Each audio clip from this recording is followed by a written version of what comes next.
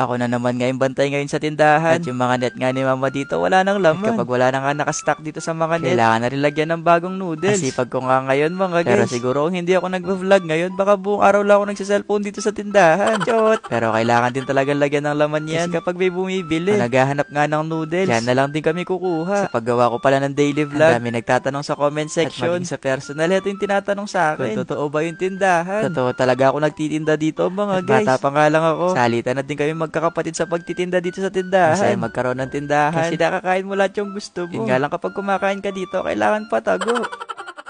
Pero kahit pasimple kang kumakain dito sa tindahan, kailangan mo din talagang gawin yung mga trabaho mo. Katulad nga ngayon, eto mga in-order nga na iklog ni mama, kailangan na rin ma-display. Dami kasi naghahanap ng iklog ngayon. Lalo na yung iba nagluluto na daw sa init ng araw. Kaya sobrang benta talaga mga guys. Shot! Ay dumating din pala akong parcel kanina. At ngayon ko lang din mabubuksan. Kanina ko pa nga to gustong buksan. Kaso nga lang kanina sunod-sunod yung mga